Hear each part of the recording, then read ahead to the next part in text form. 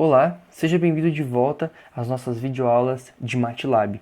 Hoje a gente vai falar um pouquinho sobre as variáveis do MATLAB, variáveis pré-definidas que ele já tem valores dados para ela.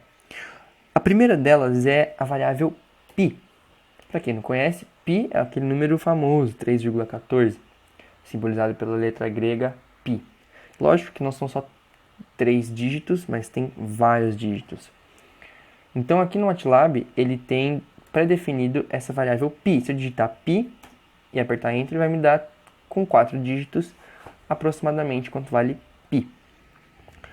Quando eu for definir uma variável, eu não posso de jeito nenhum utilizar o nome π para definir essa variável. Ou seja, eu quero definir uma variável π que vale 4. π agora vale 4. Se eu digitar π, ele me dá 4. Ou seja, ele excluiu o valor pré-definido pelo MATLAB de π. Se eu for usar meus cálculos agora e tiver que utilizar a variável π, não vai estar mais o valor 3,14. Então, vamos limpar nossas variáveis, limpar nossa tela.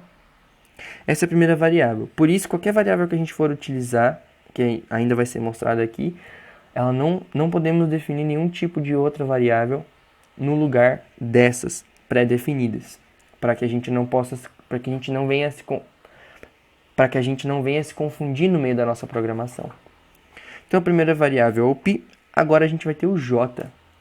O j é o famoso número complexo, o elemento complexo raiz de -1. Então, quando eu coloco j aqui, ou i, ele me dá essa resposta, 0 mais 1i, que é um número complexo. Ele entende como um número complexo. Ele não vai me mostrar a raiz de -1, mas é isso que ele significa. A próxima variável é a variável inf. Essa variável é uma variável infinita. Se eu quiser representar alguma coisa que tem um valor infinito, quiser usar numa conta, por exemplo, 1 sobre infinito, quanto será que dá? Dá 0. Então, tá aí. Se eu der 1 sobre 0, quanto que dá? Infinito. Então, essa variável inf é uma variável simbólica, ela tem o valor inf, que é o valor infinito, ela é apenas uma indicação de que a nossa conta deu ou está indo para o infinito. O próximo assunto que a gente vai falar é sobre números complexos. Quando a gente quiser trabalhar com números complexos, a gente pode inserir eles aqui no MATLAB e pode defini-los em variáveis normais. Por exemplo, se eu quero definir a variável a como complexa, eu posso definir a é igual a parte real 5 mais j3. Esse modo de colocar não deu certo. Por quê? Porque j3 não é conhecido pelo MATLAB. O MATLAB não entende o que é j3. Ele não sabe fazer essas multiplicações direto. Então a gente precisa avisá-lo do que a gente está fazendo. Por exemplo, a igual a 5 mais j vezes 3. Olha, esse é o nosso valor. Então agora ele me coloca, olha, o a é 5 mais 3i. Ou 5 mais 3j. Posso colocar, definir como i também. 5 mais 3 vezes i. Então tá aí a nossa variável. Se, por exemplo, eu colocar b igual a 2 mais 8i, ele vai entender. 8i ele entende, mas i8 ele não entende como complexo. Então, nesse caso, eu posso deixar de colocar o ponto de multiplicação. Mas, por precaução, como muitas vezes o MATLAB não vai entender se você não colocar o ponto de multiplicação, ou até porque você pode esquecer de trocar a ordem, de colocar o número depois da letra, é sempre bom colocar o operador de multiplicação. Agora que eu tenho a variável a e a variável b definidas, eu vou fazer uma multiplicação complexa com elas. Vou falar que c é igual a vezes b. Normal, a notação é a mesma. Vou colocar aqui o ponto e vírgula e está aqui a resposta. Quero ver agora a resposta, vou apertar c igual a menos 14 mais 46i. Essa é a resposta de 5 mais 3i vezes 2 mais 8i. Dá menos 14 mais 46i. Se eu quiser descobrir o módulo de um número complexo, eu posso digitar o comando abs. E coloco aqui o número complexo. No nosso caso, eu vou colocar, por exemplo, a variável c. Então, Nossa resposta aí deu o módulo de 48.083 e foi salvo, como a gente aprendeu na aula passada, na variável ans, de answer, resposta. Se eu quiser, por exemplo, saber o ângulo desse meu número complexo C, eu posso digitar o comando angle e coloco minha variável aqui, C. A resposta é 1.8662. Estranho, um ângulo tão pequeno, mas a questão é que o MATLAB trabalha apenas com radianos. Então esse é o nosso ângulo, 1.8662 radianos. Se eu quiser transformar esses radianos para graus, eu posso utilizar o comando rad to deg. Seria radians to degrees. E eu coloco aqui answer, a resposta. No caso deu 106.9275 graus. Se eu quiser transformar de volta, eu posso usar o comando deg to rad.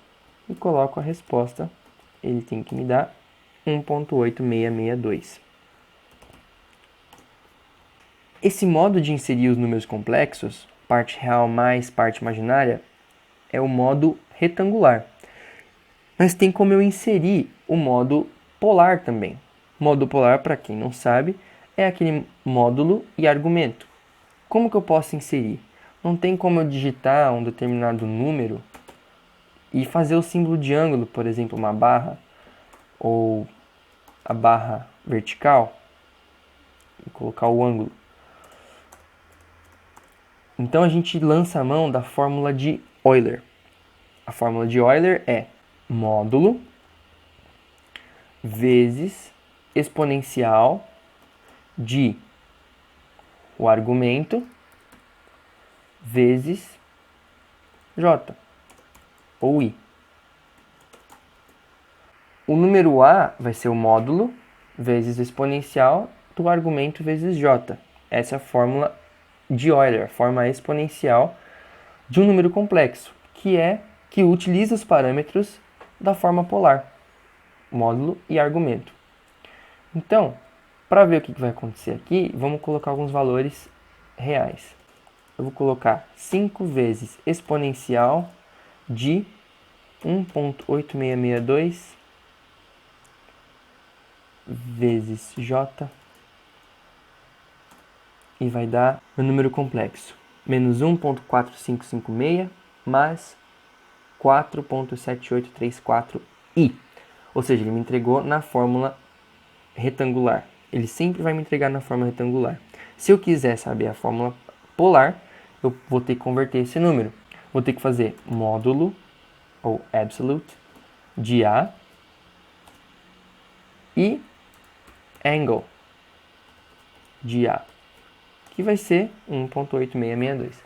Esse ângulo, que fique bem claro, de novo, é em radianos. Se eu quiser colocar, por exemplo, um ângulo de 30 graus, eu vou ter que definir B é igual, sei lá, 5 vezes exponencial de meu ângulo 30 graus, certo? Então eu vou colocar deg to rad 30 graus, ou seja, estou convertendo 30 graus em radianos e agora multiplicando por j.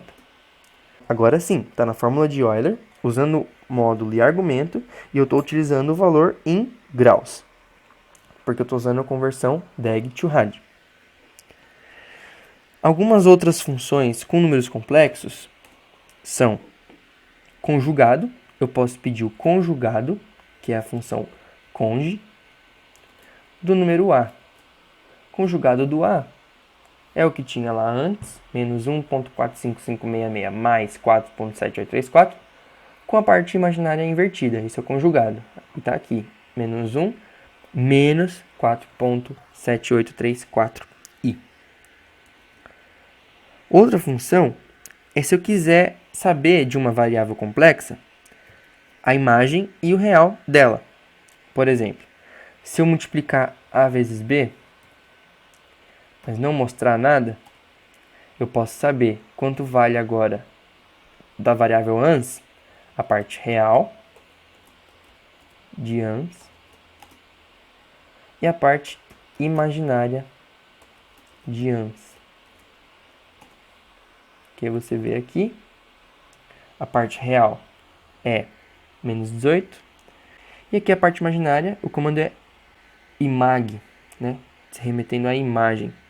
Então a imagem de ans é dada aqui, 0. No caso 0, por quê? Porque quando eu digitei real de ans, ele automaticamente substituiu a resposta complexa que eu tinha em ans por menos 18. E a imagem de menos 18, 2616 é 0.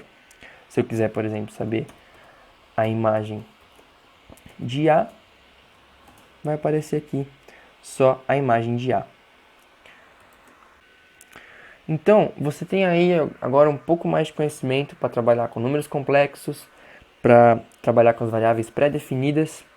Por exemplo, se eu quiser colocar o ângulo π radianos, quanto é A com um módulo de 3 vezes exponencial de π vezes j. Π radianos a gente sabe que é 180 graus. Nesse caso, então, exponencial de πj seria o ângulo de 180 graus. Ângulo de 180 graus é parte imaginária igual a zero e parte real negativa. Ou seja, a resposta A é para dar menos 3. E de fato deu menos 3 mais 0i.